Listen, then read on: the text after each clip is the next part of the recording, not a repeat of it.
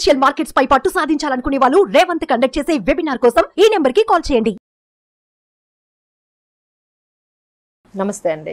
మాధవిరెడ్డి గారు, economy growth story అనేది చాలా ర్యాపిడ్గా ముందుకు దూసుకెళ్తుంది కాబట్టి సో ఈ టైంలో ప్రతి ఒక్కరూ కూడా ఎంతో కొంత పెట్టుబడులు మనం కూడా పెట్టాలి, ఈ ఎకానమీ గ్రోత్ స్టోరీలో మనం కూడా పార్టిసిపేట్ చేయాలన్న ఆలోచన ప్రతి ఒక్కరికి ఉంటుంది. కాబట్టి చిన్న చిన్న ఆదాయాలు ఉండేవాళ్ళు, చిన్న ఇన్కమ్ గ్రూప్లో ఉండేవాళ్ళు, చిన్న చిన్న వ్యాపారాలు చేసేవాళ్ళు, చిన్న చిన్న ఉద్యోగాలు చేసుకునే వాళ్ళు, అటువంటి వాళ్ళు మరి ఈ గ్రోత్ స్టోరీలో పెట్టుబడులు పెట్టి మరి ఈ ఎకానమీ గ్రోత్ స్టోరీలో పార్టిసిపేట్ చేయాలి అంటే అటువంటి వారికి ఎటువంటి ఆప్షన్స్, ఎటువంటి అవకాశాలు ఉన్నాయంటారు?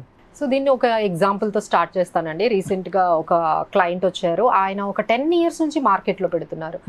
ఎప్పటికప్పుడు స్టాక్ ఎస్ఐపి చేయడము, లేకపోతే మ్యూచువల్ ఫండ్స్లో పెట్టడము, ఇలా ఒక 10-15 years నుంచి పెట్టుకొని వచ్చారు. సో ఎప్పుడైతే ఈ కోవిడ్ వచ్చిందో ఒక్కసారిగా భయపడిపోయి ఆయన మొత్తం ఆయన 10-15 years నుంచి పెట్టిన ఆ అమౌంట్ అంతా కూడా ఒక్కసారిగా ఈ వాల్టిలిటీలో లేకపోతే ఈ ఫియర్లో ఆయన మొత్తం అంతా తీసేశారండి. తీసేసి అమ్మో సేఫ్గా ఉంటుంది కదా అని చెప్పేసి ఒక ప్లాట్ కొన్నారు.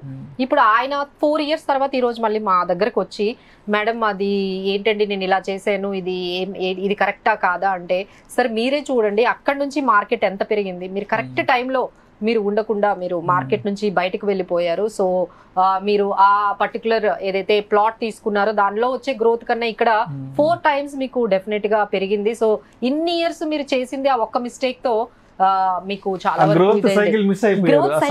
అయిపోయారు వాళ్ళు. ఆ ఇంపార్టెంట్ సైకిల్ ఏదైతే ఉంది ఇప్పటి నుండి మనకి లాస్ట్ 3 years నుంచి స్టార్ట్ అయింది. సో ఇదే మిస్టేక్స్ ఇలా ఎవరు చెయ్యకూడదండి. ఎందుకంటే మేబీ మీరు మార్కెట్ లో చాలా మీకు ఫియర్ ఫ్యాక్టర్స్ అయితే చాలా కనిపిస్తాయి. ఇది ఇజ్రాయెల్ వార్ గురించి కానీ లేకపోతే F&O చేంజెస్ కానీ ఇవన్నీ పార్ట్ అండ్ పార్సల్ ఆఫ్ మనకి మార్కెట్స్ అండి. వీటికి మనం ఫియర్ అవ్వకుండా మనం ఒక ప్లాన్ తో స్టిక్ అయి ఉండాలండి. దానికి ఒక ప్లాన్ అంటూ వేసుకోవాలి. అంటే ప్లాన్ అంటే ఏంటంటే అసెట్ ఎలొకేషన్ అనేది చేసుకోవాలి.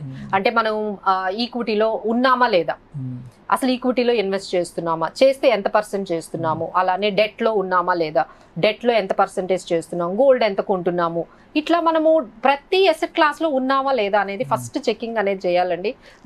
మేజర్ గా జరుగుతుంది ఏంటంటే అందరూ ఒకటే, అంటే నేనున్నాను అనుకోండి, సో మొత్తం అంతా ఈక్విటీ మొత్తం అంతా నేను మ్యూచువల్ ఫండ్స్ లో పెట్టడం కూడా తప్పే. So I need to diversify, I need to asset allocation అనేది జరగాలండి. సో ఇది ఒక్కసారి ప్రతి ఒక్కరూ చెక్ చేసుకోండి. సెకండ్ ఏంటంటే స్మాల్ అమౌంట్, అంటే మేడం మీరు 2000-3000 పెడితే అసలు ఏం పెరుగుతుంది, అసలు దీనివల్ల మాకు ఏం పెద్ద ఇది అలా ఏమీ అనుకోవడానికి లేదండి. You can start with even small amount అనే యాటిట్యూడ్ తో కానీ మీరు స్టార్ట్ చేసినట్లయితే మీకు ఆ లిటిల్ సేవింగ్స్ ఈ కాంపౌండింగ్ ఎఫెక్ట్ తో మీకు 10-15 years తర్వాత చాలా మంచి అమౌంట్ అనేది మీకు వస్తుంది. తర్వాత మనకి నెక్స్ట్ హర్డల్ ఏంటంటే లైక్ ఇన్వెస్ట్మెంట్ ఆప్షన్స్. మేడం సరే ఇన్వెస్ట్ చేయాలి అంటే ఎక్కడ పెట్టాలి అంటే మనకి 2 options ఉన్నాయండి. అంటే చిన్న ఇన్వెస్టర్స్ కి ఒక ఆప్షన్ ఏంటంటే ఈ మ్యూచువల్ ఫండ్స్ SIPలో మీకు 2000 కానీ 1000 రూపాయలు కానీ పెట్టుకోవచ్చు. ఇంకొక ఆప్షన్ మనం ఏంటంటే రికరింగ్ డిపాజిట్స్, పబ్లిక్ ప్రావిడెంట్, అంటే ఎవరికైతే నాకు రిస్క్ వద్దు అనుకున్నారో వాళ్ళందరూ కూడా ఈ పబ్లిక్ ప్రావిడెంట్ ఫండ్స్ కానీ లేకపోతే ఈ రికరింగ్ డిపాజిట్స్ వీటి మీదకి మీరు వెళ్ళొచ్చు అండి. సో ఈ విధంగా మీరు డైవర్సిఫై, అంటే చిన్న అమౌంట్ అని మీరు లైక్ ఎక్కడ వెనకాడకుండా మీరు ఏదో ఇప్పుడు నేను చెప్పిన ఈ 2 options, అయితే డెట్ కైనా వెళ్ళిపోండి, మీకు రిస్క్ ఇష్టం లేదు అంటే లేదు మాకు పర్వాలేదు రిస్క్ తీసుకుంటాము అనుకునే వాళ్ళందరూ కూడా ఈ SIPs వీటిల్లో అనేది వెళ్ళాలండి. బట్ పెట్టడం అయితే మాత్రం 2000-3000 అని ఆలోచించకుండా ఎక్కడో దగ్గర ముందు స్టార్ట్ అయితే మనము చేయాల్సి ఉంటుందండి. నెక్స్ట్ బాగా చేసేది ఏంటంటే పేషెన్స్ లేకపోవడం అండి. ఆయనే చెప్పారు, అంటే ఎవరైతే మా క్లయింట్ వచ్చారో ఆయన చెప్పేది ఏంటంటే మేడం 5 years వరకు మనం పెట్టినది మ్యూచువల్ ఫండ్స్ లో ఏమి పెరిగినట్టుగా కనిపించదండి. డెఫినెట్లీ 5 years వరకు మీకు ఎటువంటి రిటర్న్స్ మేము చెప్తున్న ఈ మ్యాజిక్ ఫిగర్లు వీళ్ళు 1 కోటి రూపాయలు అంటారు, వాళ్ళు 100 కోట్లు అంటారు, 20 కోట్లు ఏం కనిపించట్లేదు, మీకు కనిపించదు కూడా. సో ఏంటి ఇది కనిపించకపోయేసరికి ఏంటి వీళ్ళు చెప్తుంది అక్కడ జరుగుతుంది ఏమి సంబంధం లేదు అని చెప్పి ఇమీడియట్ గా ఎగ్జిట్ అయిపోతూ ఉంటారు. బట్ మీకు ఆ మ్యాజిక్ ఫిగర్ చూడాలంటే you have to be patient and అదొకటి మెయింటైన్ చేసుకుంటూ ఉండాలి. అండ్ ట్యాక్స్ ఇంప్లికేషన్స్ కూడా కొంచెం ఆలోచించుకుంటూ ఉండాలని. అంటే కొంతమంది ఏం చేస్తారంటే సార్ ఇప్పుడు చాలా చేంజెస్ వచ్చాయి, అవి సంబంధం లేకుండా ELSS స్కీములు తీసుకోవడము, ఈ ఇన్సూరెన్స్లు తీసేసుకో మనకి ఏమైనా అవసరం ఉంటుందేమో అని ముందుగానే మీకు ట్యాక్స్ ఇంప్లికేషన్స్ ఉంటాయేమోనని మీరు ఎక్కువగా ఆలోచించి అందులోకి మీరు వెళ్ళడం అనేది చాలా రాంగ్ అండి. తర్వాత ఏంటంటే ఇన్ఫార్మ్డ్ డెసిషన్స్ తీసుకోవాలంటే చాలా మందికి ఈ ఇన్సూరెన్స్ పాలసీలు ఎస్పెషల్లీ తీసుకుంటుంటారు చిన్న ఇన్వెస్టర్స్. మా దగ్గరకు వచ్చిన హెచ్ఎన్ఐ ఇన్వెస్టర్స్ దగ్గర ఎవరి దగ్గర ఇన్సూరెన్స్ పాలసీస్ ఉండవండి. మా దగ్గరకు వచ్చిన క్లయింట్స్ ఎక్కువగా వాళ్ళు రియల్ ఎస్టేట్ లో కానీ లేకపోతే ఈ మ్యూచువల్ ఫండ్స్ కానీ స్టాక్స్ లో ఉంటాయి. బట్ ఎవరైతే ఈ చిన్న ఇన్వెస్టర్స్ ఉన్నారో వాళ్ళందరి దగ్గర పాలసీస్ ఉంటాయి. పాపం వాళ్ళకి తెలియకుండా ఇదేదో మంచి ఇన్వెస్ట్మెంట్ పాలసీ, ఇక్కడ డబ్బులు కడితే ఇంత వస్తుందంట అని చెప్పి వాళ్ళు ఇన్సూరెన్స్ లోనే ఇన్వెస్ట్మెంట్ పాలసీస్ లో ఎంటర్ అయిపోతూ ఉంటారండి. సో వాళ్ళు ఏంటంటే ఆ 10-15 సంవత్సరాలు ఇక అదే కట్టుకుంటూ వెళ్ళిపోతారండి. సో ఇలాంటి డెసిషన్స్ తీసుకునే ముందు ఒకసారి ఫైనాన్షియల్ అడ్వైజర్స్ ని మీరు కన్సల్ట్ చేయొచ్చండి, చెయ్యాలి కూడా. అప్పుడే మీకు పర్ఫెక్ట్ సొల్యూషన్స్ అనేది కనపడుతుంది. ఆ తర్వాత చాలా మంది ఏంటి ప్లాట్ తీసుకోవాలా లేకపోతే మ్యూచువల్ ఫండ్స్ లో పెట్టాలి, ఈ క్వశ్చన్ అయితే చాలా వరకు మనకి రెగ్యులర్ గా వస్తుందండి. సో ఎక్కువగా మేము చెప్పేది ఏంటంటే మేము చూస్తున్నామండి, అంటే ఫైనల్ గా మా వర్డిక్ట్ ఏంటంటే ఈ ప్లాట్స్ ఇవన్నీ ఏవైతే ఉన్నాయో నిజంగా మీకు రిటైర్మెంట్ ప్లానింగ్ కి కానీ మీ పిల్లల హైయర్ ఎడ్యుకేషన్ కానీ సరిపోవు. ఎందుకు అంటే మీ రిటైర్మెంట్ ప్లానింగ్ కి ఎవ్రీ మంత్ మనీ కావాలి, మీ పిల్లల ఎడ్యుకేషన్ కి ఎవ్రీ ఇయర్ మనీ కావాలి. అది ఎంత కావాలి అనేది మనం ఇప్పుడే చెప్పలేము. So there are different timings లో డిఫరెంట్ అమౌంట్ కావాల్సి వస్తుంది.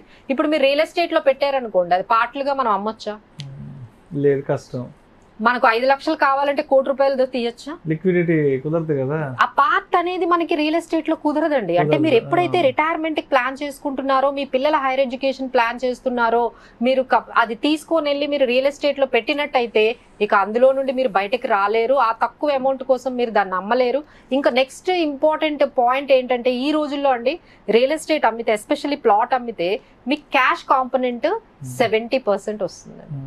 30% అంటే ఎవరు వచ్చినా మీకు బయ్యర్, ప్లాట్ కొందామని బయ్యర్ వస్తే మీకు ఆ గవర్నమెంట్ వాల్యూకి తప్ప ఎక్కువకి రిజిస్టర్ చేయించుకోవడానికి ఎవరు ఇష్టపడరు. సో మీకు అంత క్యాషే వస్తుంది. అంటే ₹1 ఉంటే మీకు 30 lakhs క్యాష్ వస్తుంది, 70 lakhs క్యాష్ వస్తుంది, 30 lakhs రిజిస్టర్ చేయించుకుంటారు. అప్పట్లాంటి రోజులు కాదండి. ఇప్పుడు క్యాష్ ఎవరు యాక్సెప్ట్ చేయట్లేదు. మీరు బ్యాంకుల్లో పెట్టలేరు, ఎక్కడ ఇన్వెస్ట్ చేయలేరు, పిల్లల చదువులకు కూడా దాన్ని ఖర్చు పెట్టలేరు. సో దీనివల్ల చాలా ఇబ్బంది పడుతున్నారండి. ఇది రిటైర్మెంట్ ప్లానింగ్ కి కానీ లేకపోతే ఈ విధంగా మీ పిల్లల హైయర్ ఎడ్యుకేషన్ కానీ కరెక్ట్ టైంకి వచ్చేటప్పటికి ఈ ప్లాట్లని అమ్మి ఆ డబ్బులు తెచ్చుకొని ఖర్చు పెడదామంటే అంతంత క్యాష్ మనం ఎక్కడ పెట్టుకుంటాము, ఎలా ఇన్వెస్ట్ చేస్తారు, దాన్ని ఎక్కడ చూపిస్తారు అనే చాలా ప్రాబ్లమ్స్ మా దగ్గరకు వచ్చి ఈ చిన్న ఇన్వెస్టర్స్ ఎక్కువగా చేస్తున్నారండి. ఈ మిస్టేక్స్ లేకుండా మీరు జాగ్రత్తగా ఒక అసెట్ అలొకేషన్, డైవర్సిఫికేషన్, ఒక ఫైనాన్షియల్ ప్లానర్ ని మేజర్ డెసిషన్స్ తీసుకునేటప్పుడు ఒక్కసారి కనుక్కొని మనం వెళ్తే ఈ ఇన్వెస్టర్స్ కూడా చక్కగా ఫైనాన్షియల్ ప్లానింగ్ లో వాళ్ళ గోల్స్ అన్నింటినీ కూడా రీచ్ అవ్వగలుగుతారండి. Thank you so much Madhuri గారు. Thank you.